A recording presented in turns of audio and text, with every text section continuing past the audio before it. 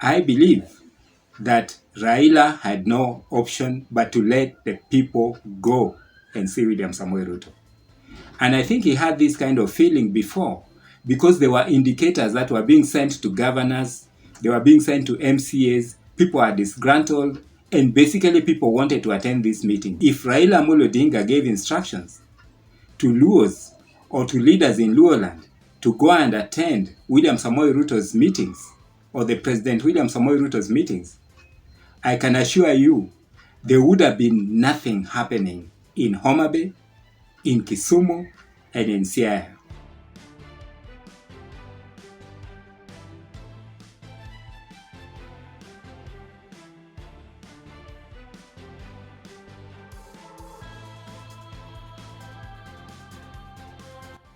On his part, William Samoe Ruto was so surprised, I'm sure. In fact, this has altered the dynamics of his thinking. William Samoe Ruto saw people who actually welcomed him without demanding for tips here and there or monies here and there. People who genuinely wanted to go and attend and see William Samoe Ruto and hear what he has to say. This was a welcome that was really, really from the heart. There was no arrangement, there was no manipulation, there was no prior discussions, nothing. People just went to meet William Samoe Ruto, and they went there. I know the Gladys Wangas, Anyang Nyongs, and Orengos must have actually spoken, oh yes, we have no objection, among them.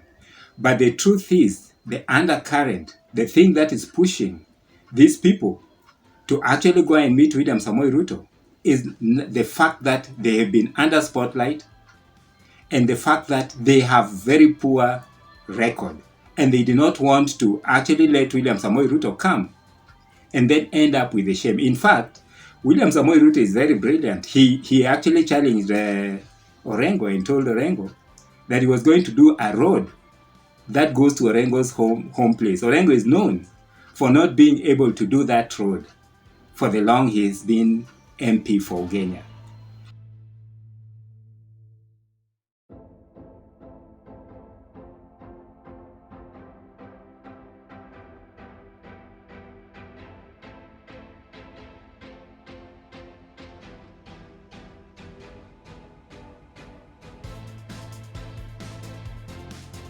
William Samoe Ruto too will be looking at Nyanza differently.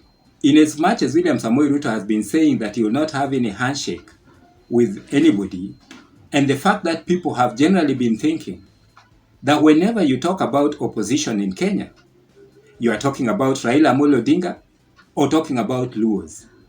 You know, that thinking, that old school, is one thing that William Samoe Ruto, Rigathi Gachagua, and the rest of the people will realize, that Luos are not opposition. Luos are equal people in Kenya who basically deserve development like any other people. As a matter of fact, the Constitution of Kenya has no opposition. There's the majority and there's the minority. The institutions that are supposed to play the opposition role or the oversight role is Parliament. So anybody, all the 291 members of Parliament from Central Kenya, from Rift Valley, from Nyanza, from wherever, from Coast, from Western, all of them are actually supposed to check government. So if you are going to talk about opposition, opposition is not Luos. It is not, Raila Odinga. You see, this is something that the media really wants to push to Luos. Luos really don't understand what people are talking about because, as it were, they pay taxes, they develop this country, they deserve development, and that level of opposition that basically has been pushed to Luo Nyanza is now a thinking of the past, especially given what William Samoe Ruto went through. So those brokers who basically were making money or earning money on revenue, trying to portray the Luos to be in the opposition should know that there is no such a thing as opposition. You know, Raila Odinga has no post, he has no position, he is not paid by a government. He is not a leader of the opposition. Neither is Kalonzo Musyoka. They are not opposition leaders. Opposition as in what?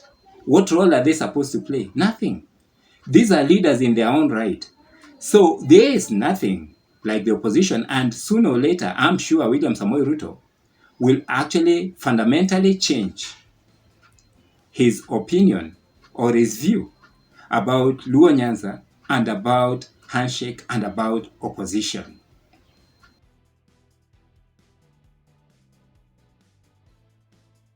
So what happened in Luo Nyanza and the turnout and the welcome and everything is in itself goodwill. Is in itself the fact that Nyanza or the Luo Nyanza has been left behind for a very long time. They've been suffering in silence. Their governors have been put on notice.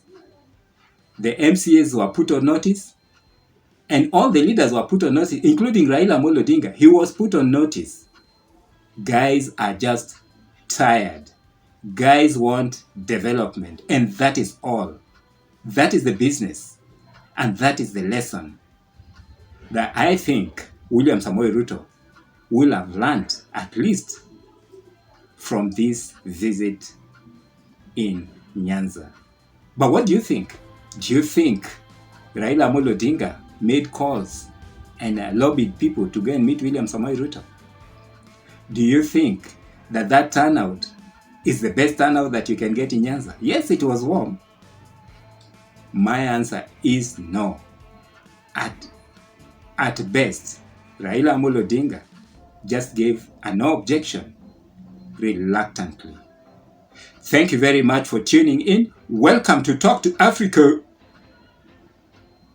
My name is George.